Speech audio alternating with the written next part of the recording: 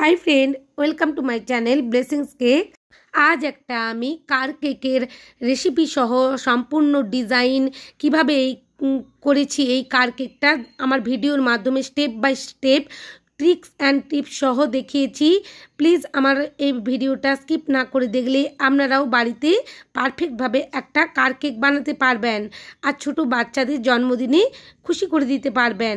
আর চলুন দেখে নিয়ে যাক কেকটা আমি কিভাবে বানালাম। এখানে ময়দা, চিনি, ডিম, তেল, লবণ আর এসেন্স লেগেছে আমার।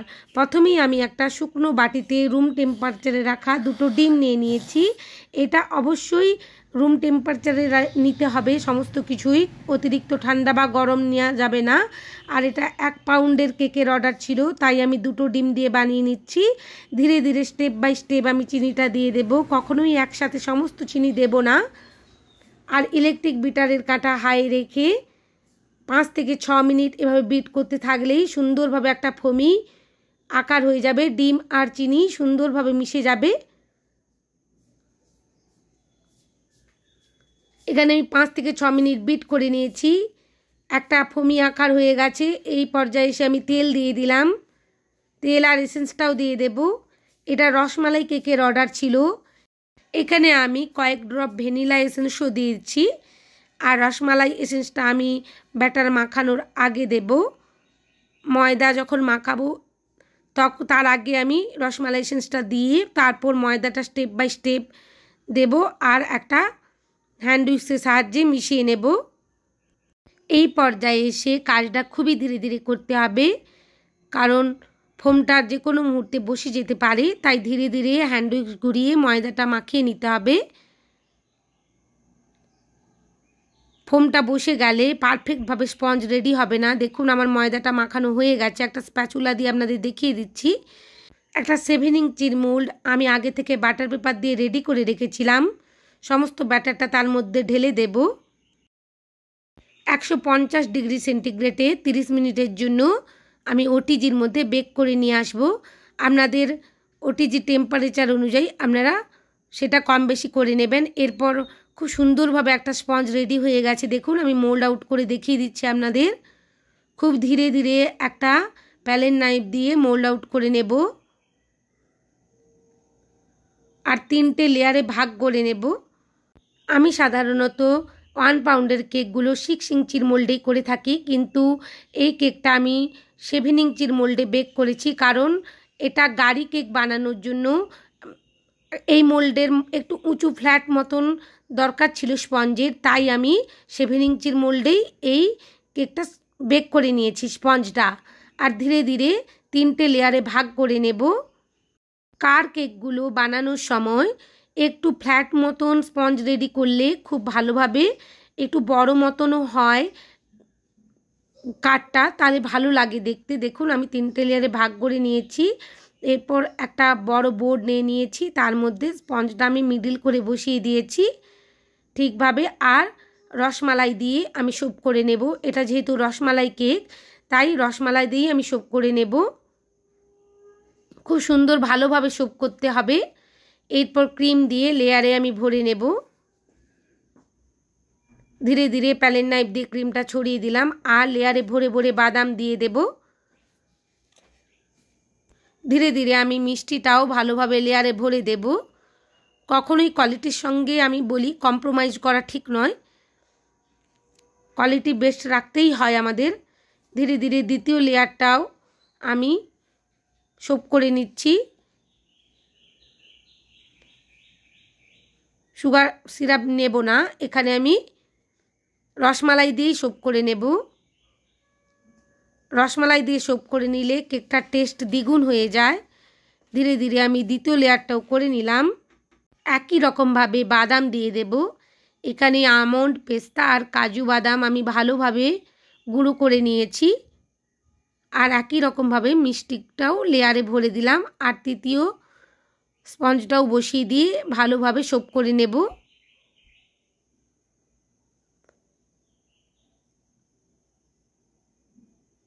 এরপর ক্রাম কোটিং করে নেব আমি অল্প অল্প করে ক্রিম দিয়ে, কখনোই বেশি ক্রিম ইউজ করব না এখানে। ধীরে ধীরে আমি প্যালেন নাইফ দিয়ে ক্রাম কোটিং করে নিচ্ছি। ক্রাম কোটিং করে অবশ্যই 20 থেকে 25 মিনিটের জন্য একটু বেশি সময় আমাদেরকে ফ্রিজের মধ্যে সেট করতে রেখে দিতে হবে, নাহলে কেকটা কাট করবার সময় ছিঁড়ে যাওয়ার সম্ভাবনা থাকে। দেখুন ধীরে ধীরে আমি ক্রাম কোটিং করে নিচ্ছি, আর বোর্ডটা অবশ্যই মুছে নিয়ে ফ্রিজের মধ্যে সেট করতে রাখতে হবে স্পঞ্জটা। আমি 25 মিনিটের জন্য রেখে দিয়েছিলাম ফ্রিজের মধ্যে। এরপর আপনাদের মাপ করে দেখিয়ে দিচ্ছি একটা স্কেলের সাহায্যে। আমার এখানে 7 ইঞ্চি হয়েছে, আমি মেপে নিচ্ছি। 7 ইঞ্চি হওয়ার জন্য মাঝের অংশটা আমি রেখে দেব অর্ধেক, আর সাইড থেকে আমি অর্ধেক করে কেটে নেব।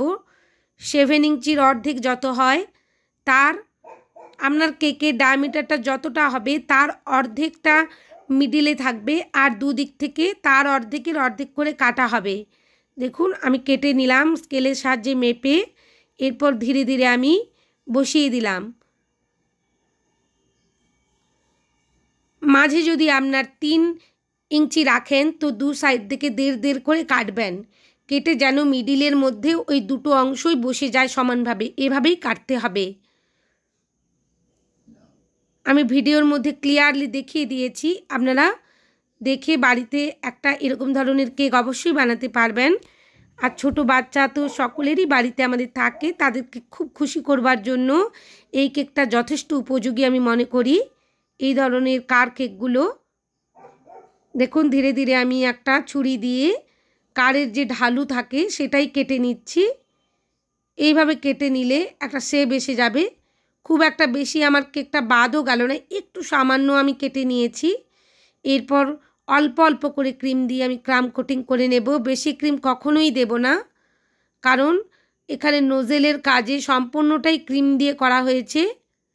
বেশি ক্রিম দিলে কেকটা খেতে খুব একটা ভালো লাগবে না, তাই অল্প অল্প করে ক্রিম দিয়ে আমি ক্রাম কোটিং করে নেব।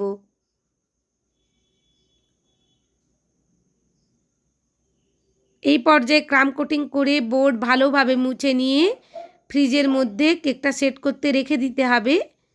দেখুন আমি ধীরে ধীরে কিভাবে আপনাদের দেখিয়ে দিচ্ছি, যাতে আপনারা বাড়িতে এরকম সুন্দরভাবে একটা কার কেক বানাতে পারেন। আমি ভিডিওটা খুব একটা স্কিপ করছি না, ধীরে ধীরেই আমি দেখিয়ে দিচ্ছি। আমার যারা বিগিনার বন্ধুরা এইভাবে কার কেক বানাতে চান, তারা আমার ভিডিওটা দেখে অবশ্যই পারবেন আমি মনে করি। দেখুন ধীরে ধীরে কত সুন্দরভাবে আমি দেখিয়ে দিচ্ছি। এরপর উপরের অংশ, পেছন দিকটা যে কারের যে ব্যাক সাইডটাও ঢালু মতন থাকে সেখানটাও করে নিয়েছি। এরপর বোর্ডটা একটা কিচেন রুমাল দিয়ে আমি ভিজিয়ে এনে মুছে নিয়েছি। কেকটা সেট করতে রেখে দিয়েছিলাম 10 মিনিটের জন্য ফ্রিজের মধ্যে। এরপর একটা স্কিওয়ার দিয়ে আমি খুব সুন্দরভাবে আগে আউটলাইনটা করে নিচ্ছি। এইভাবে আউটলাইন করে নিলে যখন আমি গানাশ দিয়ে বর্ডারটা করব, ছোট বাচ্চাদের কারের মধ্যে যে স্মাইলিং ফেস থাকে সেটাই করে নিচ্ছি, একটা স্মাইল করে নিলাম। এরপর জানালার কাঁচটাও করে নিচ্ছি খুব সুন্দরভাবে। এইভাবে যদি প্রথমে একটা স্কিওয়ার দিয়ে এঁকে নেওয়া যায় বর্ডার লাইনটা, তাহলে গানাশ দিয়ে কাজ করতে গেলে অসুবিধে হয় না, খুব সহজেই করা যায়। এরপর আমি ব্যাকেও একটা নাম্বার প্লেট থাকে সেগুলো করে নিচ্ছি। এরপর নোজেলের ব্যবহার করছি, এখানে চাকার দাগটা দিয়ে দিচ্ছি ভালোভাবে, আর সামনের দিকেও গোল গোল লাইট করে নিচ্ছি। এইভাবে করলে পারফেক্টভাবে একটা কার বানানো যায়। দেখুন খুব সুন্দরভাবে করে নিয়েছি। এখানে আমি একটু মিল্ক মিশিয়ে নিয়েছিলাম, ব্ল্যাক কম্পাউন্ড চকলেটের সাথে মিল্ক মিশিয়ে এরকম সুন্দর একটা গানাশ বানিয়ে নিয়েছি। এরপর একটা পাইপিং ব্যাগের মধ্যে গানাশটা ভরে নিয়ে বর্ডার লাইনটা আমি করে দিচ্ছি।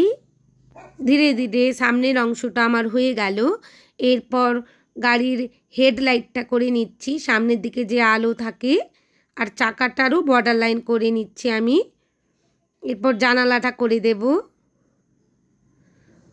আমার এই ভিডিওটা যদি আপনাদের ভালো লেগে থাকে, রেসিপি আর ডিজাইন, প্লিজ বন্ধুরা আমার চ্যানেলটা সাবস্ক্রাইব করবেন আর পাশে থাকা বেল আইকনটি ক্লিক করে দেবেন, যাতে সমস্ত ভিডিওর নোটিফিকেশন আপনাদের কাছে পৌঁছে যায়।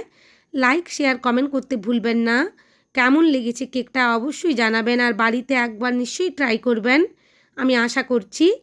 আর যে সমস্ত আমার বন্ধুরা নতুন এসেছেন আমার চ্যানেলে, অবশ্যই আমার চ্যানেলটা সাবস্ক্রাইব করার জন্য অনুরোধ জানালাম।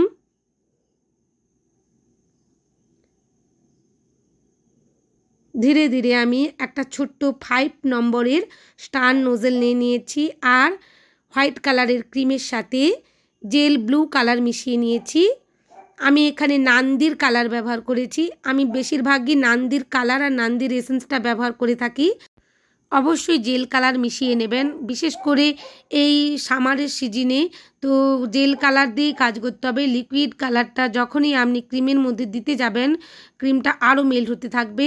আর এই অংশে আমি একটা পর্যায়ে আমি একটা টিপস দিতে চাই আপনাদের, যে যখন পাইপিং ব্যাগের মধ্যে আপনি ক্রিমটা ভরে নেবেন নোজেলের কাজটা করার সময় অল্প অল্প করে অবশ্যই ক্রিম নেবেন। বেশি ক্রিম কখনোই নেবেন না, কারণ হাতের গরমের মধ্যে ক্রিমটা মেল্ট হতে থাকবে আর পারফেক্টভাবে একটা ডিজাইন আসবে না। ক্রিম মেল্ট হয়ে গেলে কখনোই নোজেলের যে ডিজাইনটা সেটা আনতেই পারবেন না, তখন অন্য রকম হয়ে যাবে আর কেকের লুকটা খারাপ লাগবে। দেখুন ধীরে ধীরে আমি সমস্ত অংশেই ভরে নিচ্ছি। এখানে একটু স্কিপ করে দেখিয়ে দিচ্ছি, কারণ একই জিনিসই আমি একই নোজেল দিয়ে ভরে নিচ্ছি, তো সেটা আর বেশি করে দেখালাম না। ধীরে ধীরে আমি বর্ডার লাইনটাও কীভাবে করে নিচ্ছি সেটাও দেখিয়ে দিলাম। তাই অল্প অল্প করে ক্রিম নিয়ে পাইপিং ব্যাগের মধ্যে কাজ করলেই ভালো। এই কাজগুলো করতে অনেকটাই সময় লাগে, অনেকটা ধৈর্য লাগে। ধীরে ধীরে দেখুন আমি করে নিচ্ছি। আমার পেছনের অংশে করতে গিয়ে গাড়িটার ব্যাক সাইডটায় একটু ক্রিমটা মেল হয়ে যাচ্ছিল, আমি আবার ফ্রিজের মধ্যে সেট করে নিলাম। ধীরে ধীরে এই কাজগুলো খুবই ধৈর্য ধরে করলে নিশ্চয়ই পারা যায়। আমি খুব নিখুঁতভাবে ভিডিওর মধ্যে দেখিয়েছি। আপনারা অবশ্যই চেষ্টা করলে এরকম একটা কার কেক বাড়িতে বানাতে পারবেন।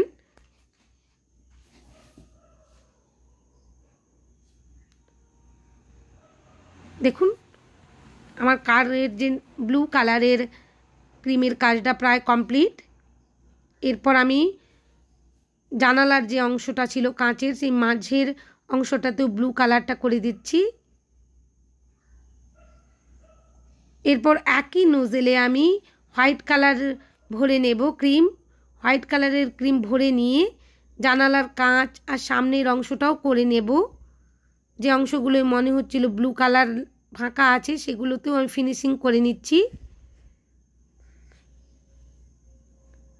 একই নোজেল দিয়ে আমি জানালার কাঁচটাও করে নিচ্ছি। নোজেলটা সবসময় একই রাখবেন। আপনাদের কাছে একটা নোজেল থাকলে আপনারা ওটা ভালোভাবে পরিষ্কার করে নেবেন জল দিয়ে, তারপরে আবার ইউজ করবেন।